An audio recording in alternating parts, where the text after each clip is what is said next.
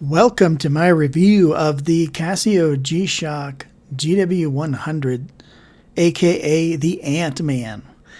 This G-Shock was released back in October of 2000. At the time, it cost 26,000 yen. You can see here, which would have been about $241 in the year 2000. So this is the GW-100-JF. I'm over on CASIO Japan's Perfect Search tool. And it was released at the same time with a gold version. That would be this one here, a GW-100-9. This was also released in October of 2000. And then almost a year later, the GW-100Q was released in August of 2001. And this had a different tuner inside. It was exactly the same, except it had a different tuner, which allowed you to receive the southern Japan, Kyushu Island atomic clock radio signal. The normal GW-100, which I will be reviewing, this one here, the silver version, was designed to receive the Fukushima 40 kilohertz atomic clock radio station about in the middle of Japan. It's a little north of middle, but right around that area. So the Antman has a lot of mystique to it. It's a kind of a mysterious watch because it was produced only for the Japan domestic market. It wasn't sold anywhere else in the world. And it only properly functions in Japan because it was the first CASIO atomic wristwatch or radio controlled. Now, those of us in the West are more familiar with the GW-100 as being the first CASIO G-Shock. Now this is both solar and atomic. So it's got solar battery recharging plus wave scepter functionality. And these sold like hotcakes back in late 2002, back in November. You could pick one of these up at Walmart for $69.99 plus tax. So that was pretty cool back then. A lot, you can find a lot of these on eBay still because so many of them were sold. And most people don't realize that there was actually something earlier than that, a couple of years earlier, in fact, the Antman. But it was only available in Japan, and as you can see, it's huge. Compared to the GW-300, it's a monster. And that's because, the technology wasn't quite as miniaturized and refined, so they had to struggle to pack it all into a big case. But even though this watch is big, I think it's even bigger than the Rangeman, it actually fits quite comfortably. The antenna sticks out toward your elbow, assuming you're right-handed and you wear it on your left wrist. The antenna goes out towards your elbow, so it's not in here, so it doesn't cause that discomfort that a lot of watches cost. You still have pretty good freedom of movement of your hand. So, yeah, I think it's a pretty good-looking G-Shock. If you like big watches, it's definitely huge. It's 53 millimeters in almost 54, in fact, from side to side, and pretty much the same vertically. And it's about 18 millimeters thick. So yeah, 53.5 millimeters from side to side. Anything 50 and above is a big watch. So how big is the Antman really? Well, if you compare it to the Rangeman, it is visibly larger.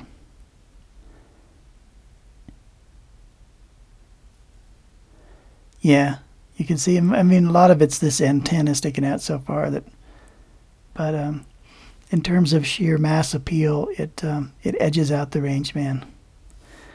As far as weight goes, so the Antman is 77.1 grams, and the Rangeman is 93.6. And that's because it's got a lot of metal. You know, it's got these big metal buttons, metal light button, which is great. I love it. Another thing that makes the Antman kind of mysterious is, like, why is it called Antman? Well, look at it. Antenna. Antman. That's basically what you see. The antenna is actually located in this extension, this pod on the side. If you look down at the bottom, it may be more than the antenna, I'm not sure. But they're trying to pack a lot of electronics into a small space.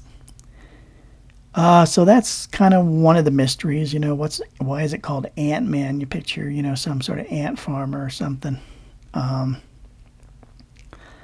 Another thing is, because it was only produced for the Japanese market, CASIO only ever released a Japanese user's guide.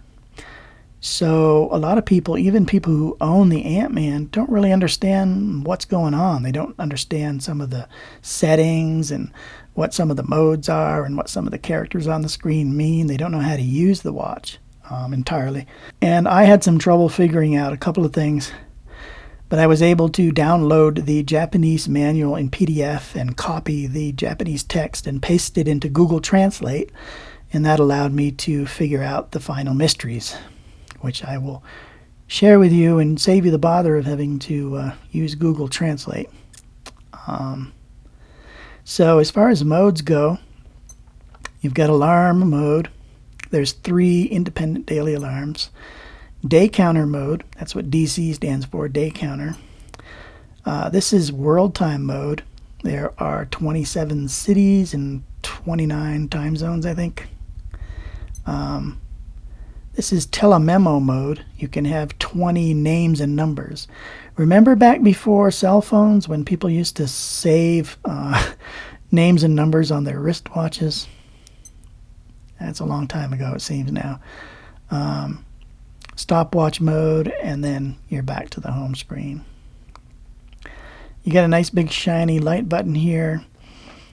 The other buttons are on the right side only. So there's 3 buttons on the right side. This one is a plastic button.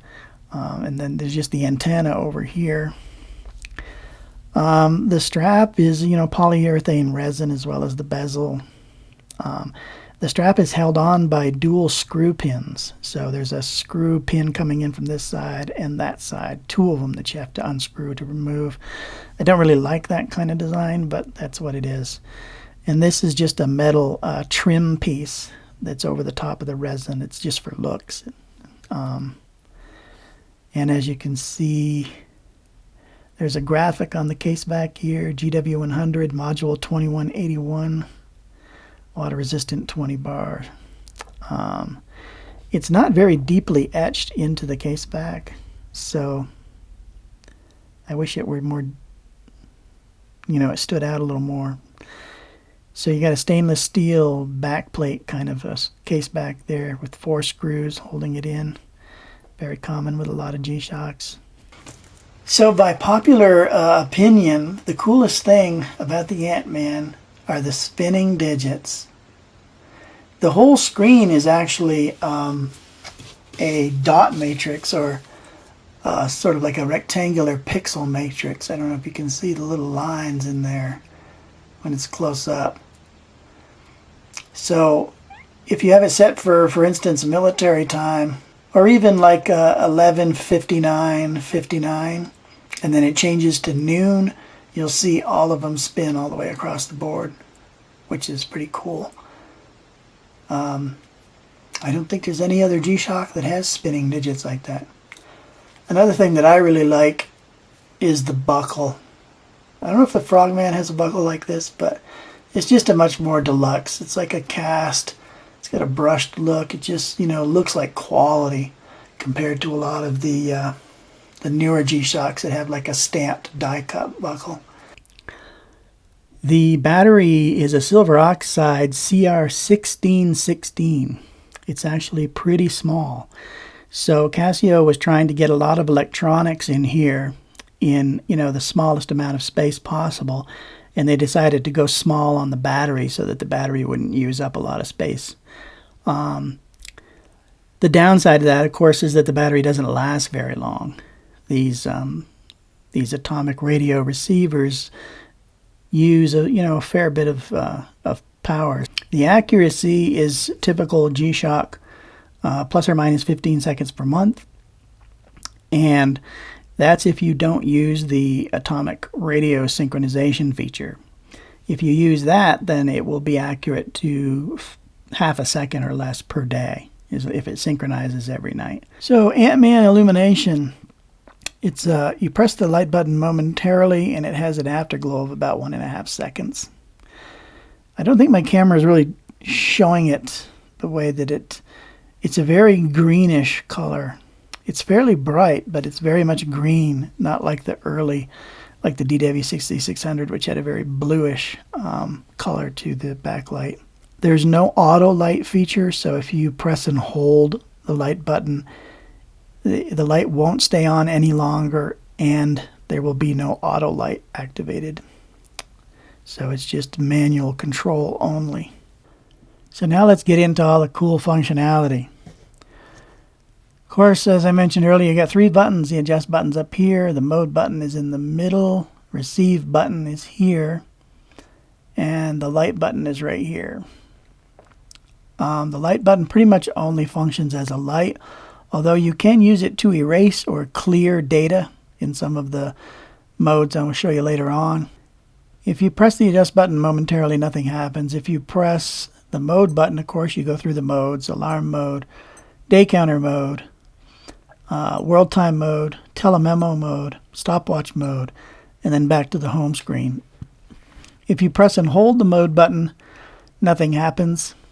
Some G-Shocks will give you button muting, or they'll go into an auto display mode if you press and hold the mode button. But you don't get any of that with so if you press the receive button, it shows you the time of the last successful radio synchronization with the atomic clock radio station in Fukushima, Japan. This is a 1-band receiver. It only receives Fukushima, Japan, unless you find a way to simulate the Fukushima, Japan signal, which I will actually demonstrate later on. Pressing it again takes you back to home screen. If you're in home screen and you press and hold the receive button, it will initiate a manual receive. And it takes about 6 or 7 seconds for it to figure out what the signal strength is. Level 1, level 2, level 3. So you got 3 segments here. If you've only got a flashing level 1, and it's no signal really. And that's to be expected because I'm in Cheyenne, Wyoming. I'm a long ways from Japan, so nothing's going to happen. I don't know when this will quit. It'll go on for about 15 minutes, I guess, before it gives up. And it uses more battery power than normal, so pressing the receive button will cancel out of it and show the last successful synchronization. Yeah, and of course the light button gives you illumination. It's a bright green color. My camera makes it look bluish, but it's a bright green color. So now for the adjustments or settings, I'll press and hold the adjust button for a couple seconds. Now, a lot of people that own these Antmans don't really know what this is for sure. As you can see, the radio synchronization signal strength indicators are flashing along with on or off. And what this is it's auto receive. And you can turn auto receive on by pressing the receive button. Or you can, if you have it off, then it will not try to automatically synchronize during the night. If you have it on, it will automatically synchronize at 2 a.m., 4 a.m., and 6 a.m., provided it has a good signal. If you're moving the watch all around at those times, it will fail, just like with the newer atomic G-Shocks or wave scepter CASIO watches. Now press the mode button. I'm going to have to zoom this in. It's very difficult to see with the naked eye, but there's a tiny little DST indicator right there. The smallest one on any G-Shock I've ever seen. So this is daylight savings time on or off. Now you might recall that with newer atomic G-Shocks, if you go into the settings by pressing and holding the adjust button, and then press the mode button, as you can see, daylight savings time is flashing, and you have an auto feature. So if you press the receive button, bottom right, you can set daylight savings time, or also known as summertime in some countries. You can set it to off, manual on, or you can set it to auto. If it's set to auto, it will read the information from the atomic clock radio signal, so you don't even have to worry about adjusting the watch for daylight savings time. It'll do that automatically in countries like the United States, where we still use the stupid daylight savings time. Yeah. So if you look at the Antman here, you've got a choice between manual on and manual off, and there's no auto. Bear that in mind. That's going to be important for later on here as we go through the settings. Just remember that. So 24-hour or 12-hour. You can switch between, AM, PM, or military time, 12 or 24. Press the mode button again. This is your home city code, so you want to set that for whatever time zone you live in.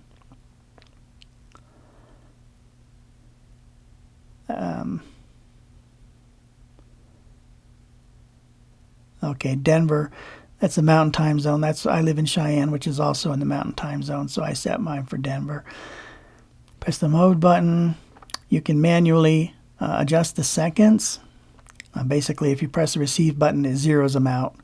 Unless it's 30 or more, then it will add another minute plus zero it out. Press the mode button again, and this is where you can manually adjust your hours by pressing the receive button. You can only go forward. There's no reverse button. If you press and hold the receive button, you can speed scroll through. And this is, manually adjust your minutes. Now this is the year. This does have a full auto calendar, which is good until the year 2039. So if I press the receive button, you can see the years changing up to 2039, and then it goes to 2000.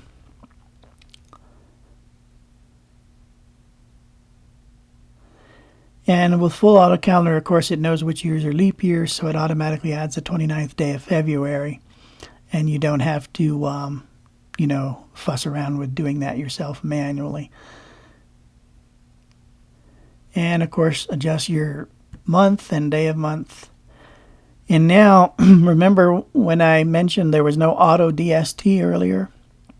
Well, this is the one thing that I couldn't figure out on my own. What is W.set? What in the world is that? Well, this is maybe makes sense in Japan, but it's auto DST. If you have this turned on, and you can just toggle it on or off using the receive button here. You have to hold it for a couple of seconds. If you have it on, then it will look for the daylight savings time information in the atomic clock radio signal, and it will automatically change your daylight savings time on or off for you, in the spring and the fall, spring forward, fall back. So if you have it turned off, it will not read that information, and I think it makes your synchronizations quicker because it has to read extra information, and the time information is actually sent pretty slowly over the the atomic clock radio signal. So I think your synchronizations are a little faster if you turn it off. But I always have mine on because I like the fuss-free aspect of not having to keep in mind, adjusting all my watches and clocks whenever daylight savings time changes. And that's it. That's the last setting. Now it's back to the radio control on or off, automatic synchronization. So now let's go through the modes. You get alarm mode, day counter mode, world time mode, telememo mode, stopwatch mode, and back to home screen. You can notice there's a change in the pitch of the beep when you get to the home screen.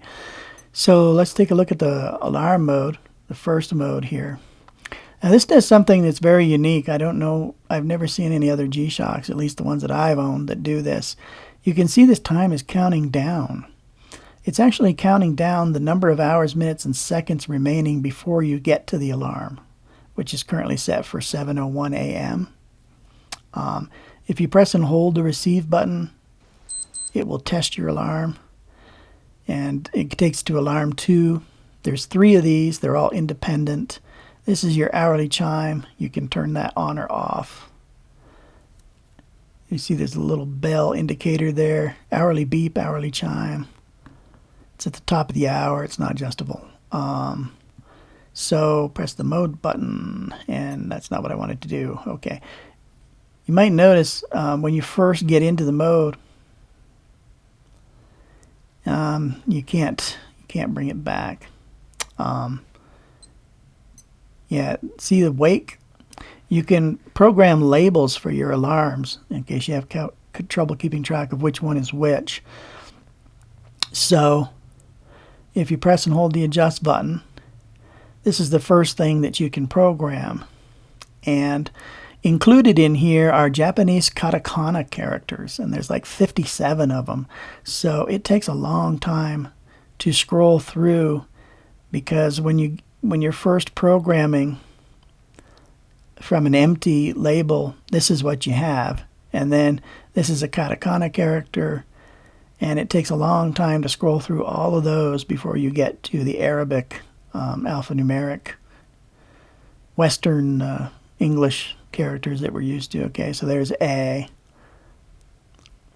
And you can't decrement. You can't go backwards with the light button or the adjust button or anything like that. So it's very long, slow, and tedious to add these labels. Okay, so pressing the mode button takes you to the next character. There's 8 spaces.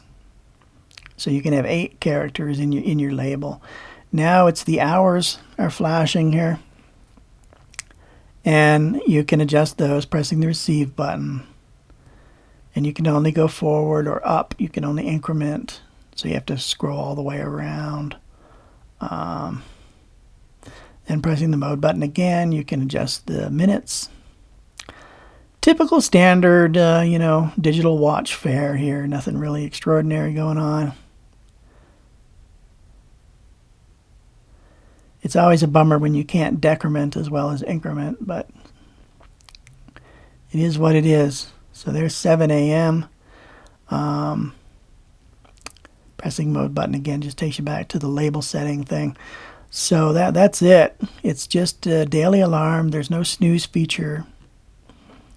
If you press the adjust button momentarily, it turns the alarm off. If you notice, there's a little indicator right here showing whether your alarm is on or off. Pressing the receive button takes you to the next alarm. Alarm 2, alarm 3, and each one of them can be programmed with a label. So there's 21 hours, 45 minutes, and 5 seconds remaining before 7 a.m. tomorrow morning. It's kind of cool. Okay, so the next mode is the day counter mode. There are 5 day counters. So pressing the receive button will switch from one day counter to the other. And you can put labels on all of these. So this is day counter 1. It says labor. I actually have it set for year 17, September 4th, which is Labor Day of next year. I just, for demonstration purposes, I don't care when Labor Day is next year. But it's showing that there are 330 days plus So those are 330 days that you have remaining until this date and time is reached. Or I should say this date is reached. So yeah, it's a day counter. If you press the adjust button momentarily, it'll show you the label plus which day counter it is. And if you press and hold, you can program the information. And I'll actually switch to this one. It says alive. So if you were born May 25th, 1975, that's not my birthday, but just for demonstration purposes, you would be 15,110 days old. Those days have expired. That's why you see a minus sign. Yeah. So let's take this to day counter number 3. This one hasn't been set yet. It's set for 2000 January 1st. So this is how many days have expired in the new millennium, I guess. So if you press and hold the adjust button, you can see a cursor flashing down here. Now when you press the receive button, it starts with the first katakana character. And there's 57 of these that you got to scroll through, and you can't go backwards. You can only go forwards with the receive button.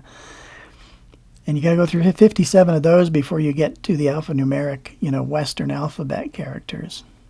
So it takes quite a while to program these labels. And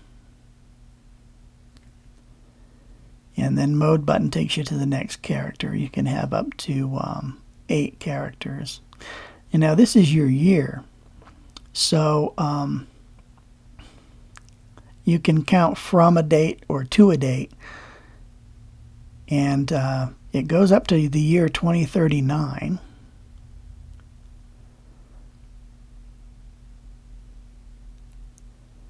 So there's 2039, and then the next push takes you to 1940. So the reason why it goes back to 1940, I think, is to facilitate birthdays. I think the people working on this watch at the CASIO factory back in 1999, probably, a lot of them were 40, 50 years old, so they wanted to, be able to go back far enough to put your birthday in there and count how many days you've been alive and stuff.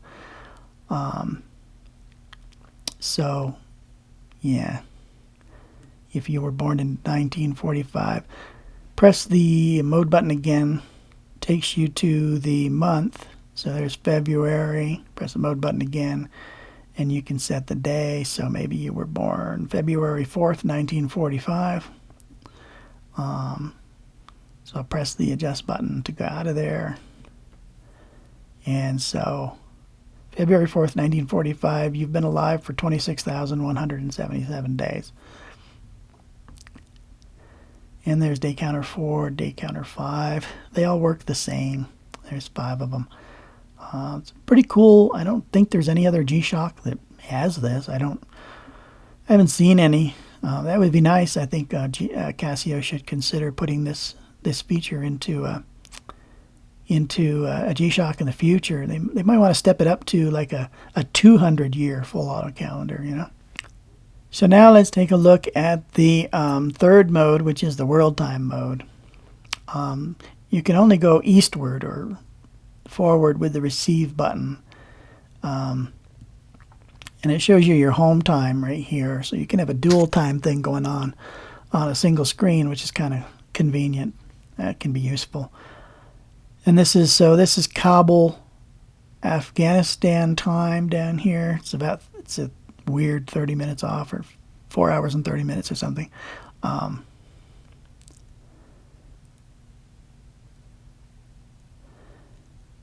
Hong Kong, and this is Tokyo. The Y doesn't really look that much like a Y, but yeah, so this is Tokyo, Japan time.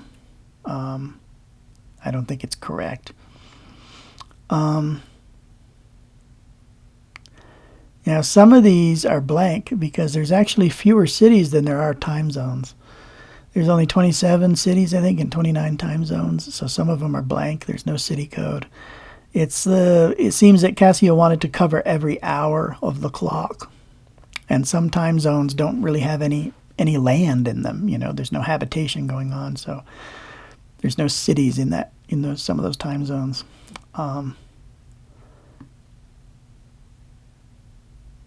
Los Angeles, Denver, that's my time zone. Now the only other thing you can do is press and hold the adjust button, which will turn daylight savings time on or off. You can see the little indicator right there. Daylight savings time is currently on where I live, so I have it set. I have it turned on. And you can do that independently. As you can see, if I move to New York City, daylight savings time should be turned on for that as well. But they're all independently settable. So there's Caracas, Venezuela, Rio de Janeiro. Greenwich Mean Time instead of UTC. And you cannot turn daylight savings time on for Greenwich Mean Time, of course. That's it. There's really nothing more to say about world time mode. Let's take a look at the fourth mode, which is the Telememo mode. And this is pretty interesting. As you can see, it says full. There are 20 memory slots, and they include name and number. So if you fill all 20 slots, you get this message that says full. And that means you can't add another record. So I just entered a bunch of gobbledygook in here just to fill the slots so that you would be able to see that full indicator. So what I'm going to do now is I'm going to erase this slot. And in order to do that, I need to blank out this character. The easiest thing for me to do is press the light button and hold it for a couple of seconds, and you see clear. And what that does is it clears everything. The label, the phone number, everything. Just wipes it out. So I'll press the adjust button again. Now you can see that there's these 3 katakana characters in here, which near as I can tell is pronounced Shinki. Katakana is basically a weird system that they use in Japan for indicating how to pronounce words that aren't really part of the Japanese language or something. But I don't know what Shinki means, what it has to do with. It's referred to as new page in the manual, but anyway, that's the best I could figure out.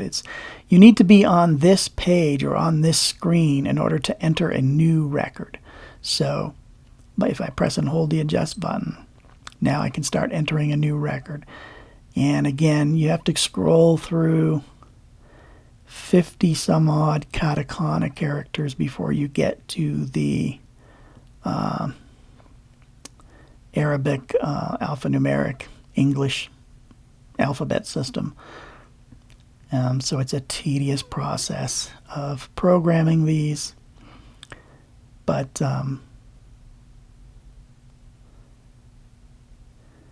if you want to enter somebody's name,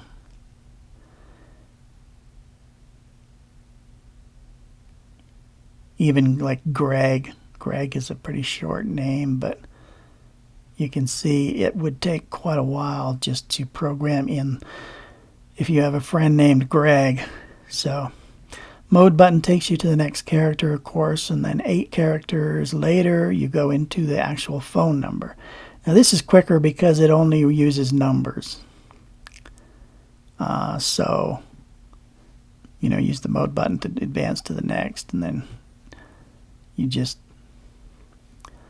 202.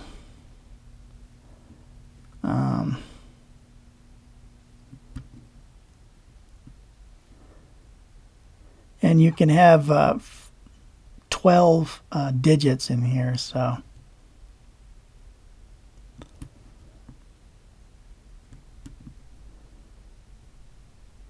if somebody has an area code 202, exchange 230-1320, and then there's a couple of more extra spaces there.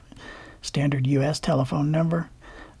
Press the mode button, takes you to the next, and now you're back to the label. And then when you're done, press the adjust button, and it automatically sorts it into alphabetical order. And I believe that if you go back When you come back to Telememo, it stays on that record. It doesn't like go back to the new page screen automatically. It just stays on that record. So you can speed scroll by pressing and holding the receive button. And now, of course, it's full again. But you have to be on this TEL new page screen to enter a new record, assuming that you're not full. And that's everything for the Telememo.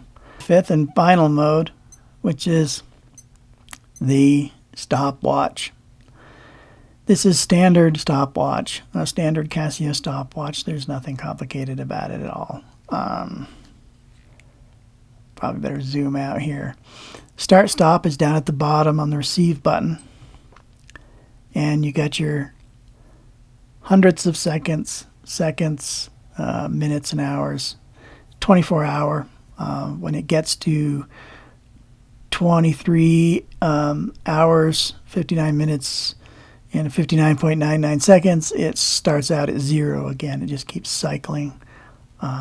So pressing the receive button again stops it. So that's your elapsed time, and then you press the adjust button to reset it.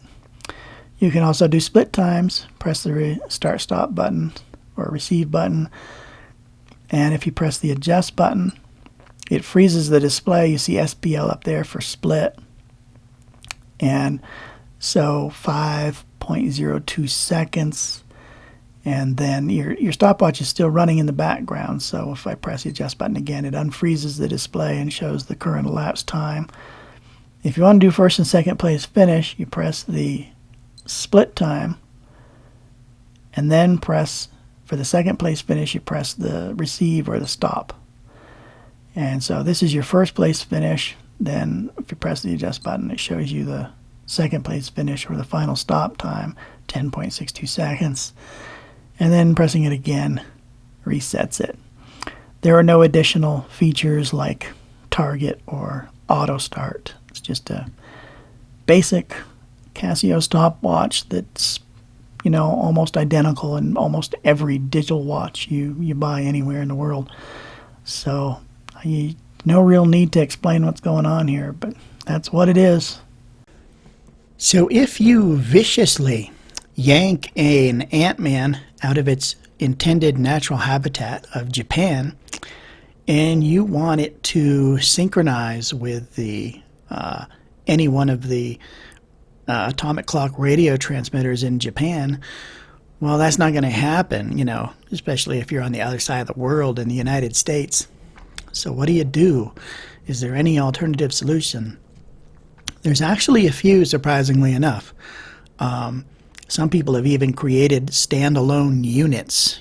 I think you could even use like a Raspberry Pi, and you use the internet time signal over Wi-Fi or whatever, you know, like I think NIST, some internet time correction, and you use that as a basis for generating a simulated radio signal. There's also, as I understand it, there's an app called JJY Simulator for Apple. I could not find it for Android. I don't think it exists on the Android platform. And there's also a website. So if you have a Windows PC, you won't be able to open the web page and the Java applet in all web browsers. For instance, in Chrome does not have anything to do with Java anymore. But if you use Internet Explorer and go to, well, you can just type in JJY Simulator, and what you want is this down here, Radio JJY Time Pulse Emulator by JR Computing. And it's asking me if I want to run this application. It's a Java application, and I tell it yes. Now it shows a pair of earbuds. You can also use a pair of headphones. I'm using what I used was a pair of Turtle Beach PX3 wireless headphones. If you're using like really cheap dollar store headphones or earbuds, they may not reproduce the high frequencies well enough for this to work. You should see this down here showing that the applet is running, and you should also hear some ticking sounds in the headphones. I'll put the headphones on the mic right now.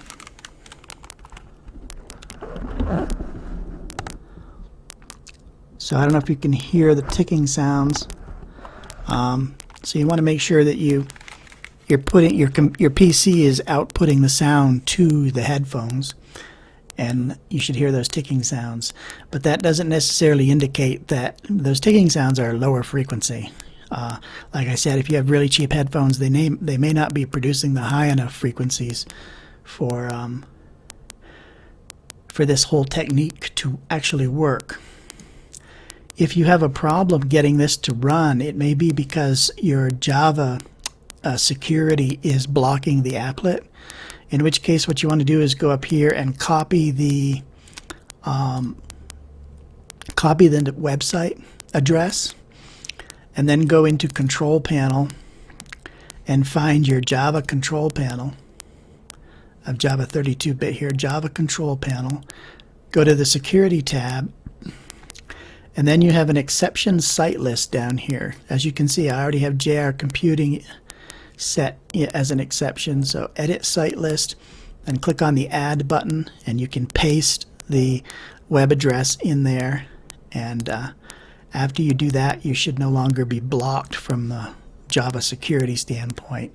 And if you see this, it means that the applet is running, and it's just a matter of making sure that you have your sound being output to your headphones or your earbuds or whatever.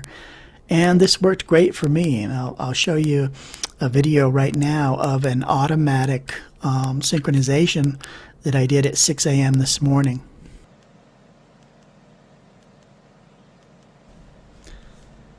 So as you can see right there, it just snapped into receive mode, and you can see the bar graph animation going there. And there's three bars on the, or I should say 3 segments are lit up on the signal strength indicator. It takes a little while for it to register the signal strength, like 6 or 7 seconds, maybe 10 seconds.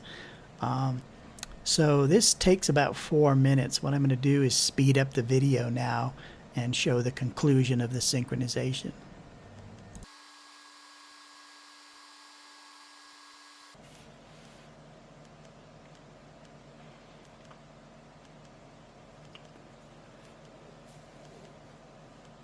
So I don't know if you noticed, but almost exactly at the 4-minute mark, it completed the sync and went back to the home screen, showing the corrected time.